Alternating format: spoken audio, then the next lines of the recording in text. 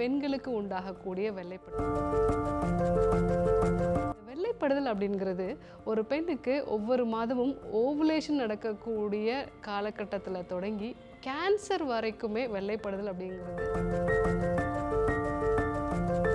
ஒரு முக்கியமான அறிகுறியாக இருக்குது. ஸோ இந்த வெள்ளைப்படுதல் அப்படிங்கிறது நார்மலான ஒரு விஷயமா, இது எப்போ அப்நார்மலான ஒரு விஷயமா இருக்கும், அப்படி பிரச்சனைக்குரிய ஒரு விஷயமா இருக்கும் பொழுது இதற்கான காரணங்கள்லாம் என்னென்ன?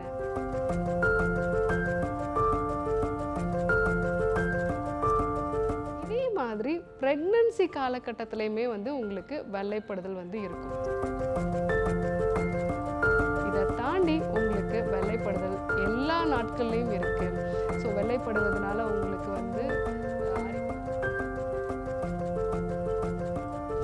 ஸ்ரீவர்மாவின் ஆரோக்கியமும் ஆன்மீகம் நேயர்கள் அனைவருக்கும் அன்பான வணக்கங்கள். நான் ஸ்ரீவர்மா மருத்துவமனையின் மகளிர் சிறப்பு மருத்துவர் ஜெயரூபா. அன்னையருக்கான அருமருந்து இந்த நிகழ்ச்சியில் தொடர்ந்து பெண்களுடைய ஆரோக்கியம் குறித்து நிறைய விஷயங்களை தெரிஞ்சிட்ருக்கோம். அந்த வகையில் இன்றைக்கி பெண்களுக்கு உண்டாகக்கூடிய வெள்ளைப்படுதல். இந்த வெள்ளைப்படுதல் அப்படிங்கிறது ஒரு பெண்ணுக்கு ஒவ்வொரு மாதமும் ஓவுலேஷன் நடக்கக்கூடிய காலகட்டத்தில் தொடங்கி கேன்சர் வரைக்குமே வெள்ளைப்படுதல் அப்படிங்கிறது ஒரு முக்கியமான அறிகுறியாக இருக்குது. ஸோ இந்த வெள்ளைப்படுதல் அப்படிங்கிறது நார்மலான ஒரு விஷயமா, இது எப்போ அப்நார்மலான ஒரு விஷயமா இருக்கும், அப்படி பிரச்சனைக்குரிய ஒரு விஷயமா இருக்கும் பொழுது இதற்கான காரணங்கள்லாம் என்னென்ன, இதை நம்ம எப்படி சரி செய்கிறது, அதை பற்றி தான் நம்ம இன்றைக்கி பார்க்க இருக்கிறோம். முதல் விஷயம், இந்த வெள்ளைப்படுதல் அப்படிங்கிறது நார்மலாகவே எல்லா பெண்களுக்குமே இருக்கக்கூடிய ஒரு விஷயந்தான். அதாவது ஃபிசியலாஜிக்கலாக உண்டாகக்கூடிய வெள்ளைப்படுதல் நம்ம சொல்லலாம், இயல்பாக நடக்கக்கூடிய ஒரு விஷயம். இது எப்போல்லாம் நடக்கும் அப்படின்னு பார்த்தீங்கன்னா, ஒரு பெண்ணுக்கு மாதவிடாய் தொடங்குறதுக்கு ஒரு 3 நாளைக்கு முன்னாடியே அவங்களுக்கு வெள்ளைப்படுதல் இருக்கலாம். நார்மலை விட கொஞ்சம் அதிகமாக அந்த காலகட்டத்தில் வெள்ளைப்படுதல் இருக்கும். ஆனால் அவங்களுக்கு எந்த விதமான இரிட்டேஷனோ இல்லை ஸ்மெல் அதிகமாக இருக்கிறது, இந்த மாதிரியான விஷயங்கள்லாம் இருக்காது. அதே மாதிரி ஓவுலேஷன் நடக்கக்கூடிய காலகட்டத்தில் மாதவிடாய் முடிந்து ஒரு 10 நாட்களுக்கு அப்புறமா பார்த்தீங்க அப்படின்னா கருமுட்டை விடுபடக்கூடிய அந்த காலகட்டத்தில் ஒரு திக்கான ஜெல்லி மாதிரியான ஒரு டிஸ்சார்ஜ் இருக்கும். இதுவும் நார்மலான ஒரு விஷயம்தான். இந்த 2 காலகட்டத்திலையுமே உங்களுக்கு எந்த விதமான அரிப்போ இல்லை ஒரு ஃபவுல் ஸ்மெல்லோ இருக்காது. இதே மாதிரி ப்ரெக்னன்சி காலகட்டத்திலையுமே உங்களுக்கு வெள்ளைப்படுதல் இருக்கும். ஸோ இது ஹார்மோனல் சேஞ்சஸ்னால இயல்பாக நம்ம உடம்புல நடக்கக்கூடிய மாற்றங்கள். இதை தாண்டி உங்களுக்கு வெள்ளைப்படுதல் எல்லா நாட்கள்லேயும் இருக்குது. ஸோ வெள்ளைப்படுவதனால உங்களுக்கு அரிப்பு உண்டாகிறதோ இல்லை அந்த இடத்துல ஒரு எரிச்சல் இருக்கிறது. சில பேருக்கு அடிவயிற்றில் ஒரு அசௌகரியம் இருக்கும். அந்த வெள்ளைப்படக்கூடிய நிறம் ஒரு சிலருக்கு பார்த்திங்கன்னா ஒரு மஞ்சள் நிறத்துலேயோ இல்லை பச்சை நிறத்துலேயோ இல்லை கிரே கலர்லேயோ இருக்கிறது. கூடவே ஸ்மெல் அதிகமாக இருக்கிறது. சில பேருக்கு பார்த்திங்கன்னா ஒரு புளிச்ச தயிர் மாதிரியான ஒரு ஸ்மெல்லோ, அதே மாதிரி மீன் மாதிரியான ஒரு ஸ்மெல்லோ, இந்த மாதிரியான ஒரு ஸ்மெல்லு இருக்குது அப்படின்னா அது பிரச்சனைக்கூடிய ஒரு விஷயமாக தான் இருக்கும். ஸோ சில பெண்களுக்கு மெனோபாஸ்க்கு அப்புறமா வெள்ளைப்படுது. கூடவே அவங்களுக்கு அடிவயிற்று பகுதியில் ஒரு அசௌகரியமோ, சில சமயங்களில் ரத்தம் கலந்தும் வெள்ளைப்படுதல் இருக்குது அப்படின்னா அது கேன்சரோட ஒரு அறிகுறியாக கூட இருக்கலாம். ஸோ இந்த வெள்ளைப்படுதல் எதனால் உருவாகுது? இயல்பாக உண்டாகக்கூடிய வெள்ளைப்படுதல் அப்படிங்கிறது நம்ம உடம்புல உண்டாகக்கூடிய ஹார்மோனல் சேஞ்சஸ்னால் வரக்கூடிய ஒரு விஷயம். அப்நார்மலாக உண்டாகக்கூடிய வெள்ளைப்படுதல் அப்படிங்கிறது இன்ஃபெக்ஷனால் வரும். யூஷுவலாக நம்மளுடைய வெஜைனா பகுதியில், பெண்களோட இந்த பிறப்புறுப்பு பகுதியில் இயல்பாகவே சில கிருமிகள் இருக்கும். ஸோ அந்த கிருமிகள் நமக்கு நன்மையை கொடுக்கக்கூடிய கிருமிகள் தான். ஸோ அதனால தான் அந்த வெஜைனா ஏரியாவில் இருக்கக்கூடிய pH உங்களுக்கு 4.5, அதாவது அசிடிக் நேச்சராக இருக்கும். ஸோ வெளியிலேருந்து எந்த கிருமியும் உள்ளே போக முடியாது. ஆனால் இந்த அசிடிக் நேச்சரை கொடுக்கறதுக்கு அங்கே இருக்கக்கூடிய இந்த பாக்டீரியாஸ் நல்ல பாக்டீரியாஸ் நிறைய இருக்க வேண்டியது அவசியம்.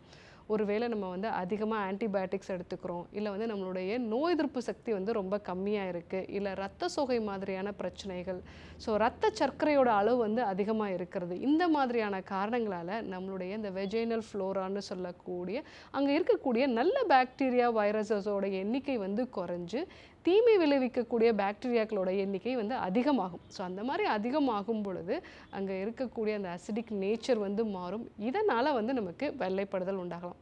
இந்த வெள்ளைப்படுதல் அது என்ன நிறத்தில் இருக்குது அப்படிங்கிறத பொறுத்து எந்த கிருமியோட ஒரு தாக்கம் இருக்குது அப்படிங்கிறதையும் நம்ம தெரிஞ்சுக்கலாம்.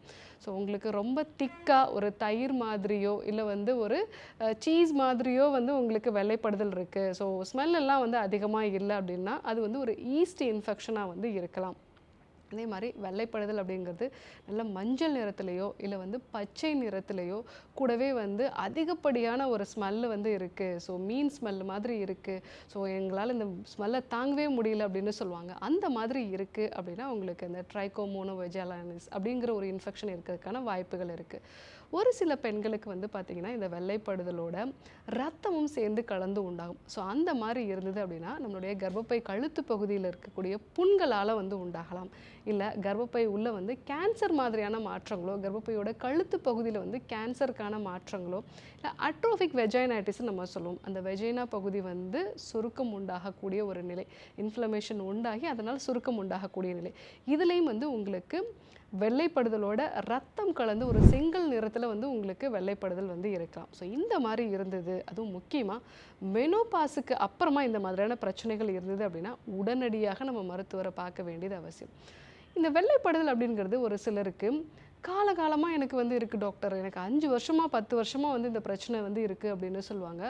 ஒரு இன்ஃபெக்ஷன்ஸ் எதுவுமே இல்லை, ஆனாலும் வந்து வெள்ளைப்படுதல் இருக்குது, கூடவே வந்து மலச்சிக்கல் வந்து இருக்குது, உடம்பு வெயிட்டே வந்து போட மாட்டேங்குது டாக்டர், அதே மாதிரி கண்ணெரிச்சல், சரியான தூக்கம் இல்லாத ஒரு நிலை இருக்குது, இந்த மாதிரி பிரச்சனை இருக்குது அப்படின்னா உடம்புல கஃபமும் பித்தமும் வந்து அதிகரித்து அதனால் உண்டாகக்கூடிய வெள்ளைப்படுதலாக வந்து இருக்கலாம்.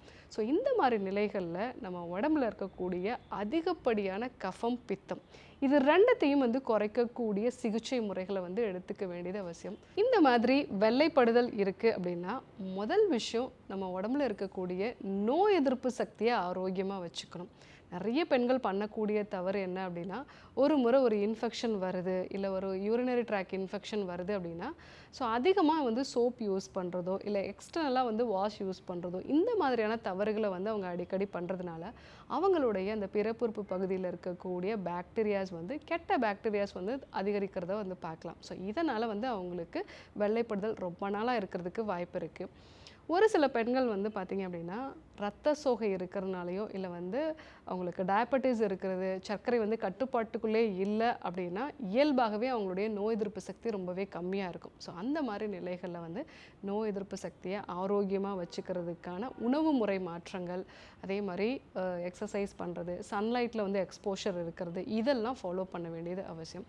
முக்கியமாக எக்ஸ்டர்னலாக நம்ம யூஸ் பண்ணக்கூடிய வாஷ், ஸோ இதெல்லாம் நம்ம அவாய்ட் பண்ணிவிட்டு நார்மலாக வந்து நம்ம ஒரு வெது வெதுப்பான வெந்நீர் வச்சு வாஷ் பண்ணுறதோ இல்லைனா வந்து அரிப்போ இல்லை வந்து எரிச்சலோ அதிகமாக இருக்குன்னா அந்த சமயத்தில் நல்ல ஒரு ஃப்ரிட்ஜில் வச்சு எடுத்த தண்ணீர் அதை வச்சு நம்ம வாஷ் பண்ணோம் அப்படின்னா அந்த இடத்துல வந்து அந்த எரிச்சலோ அரிப்போ இந்த மாதிரியான விஷயங்கள் வந்து குறையிறத பார்க்கலாம். ஸோ தொடர்ந்து இந்த பிரச்சனை இருக்கும் பொழுது நம்மளுடைய நோய் எதிர்ப்பு சக்தியை ஆரோக்கியமாக வச்சுக்கொள்ளக்கூடிய மருந்துகளும் கூடவே வந்து நம்மளுடைய உடம்புல அதிகப்படியான கஃபம் பித்தம் இதை குறைக்கக்கூடிய சிகிச்சை முறைகளோட ஸ்ரீ கேர் கேப்சூல்ஸும் நம்ம எடுத்துக்கும் பொழுது நம்மளுடைய ஹார்மோன்ஸும் ஆரோக்கியமாக இருக்கும், நம்ம உடம்புல இருக்கக்கூடிய அதிகப்படியான வெப்பநிலையும் வந்து குறையும்.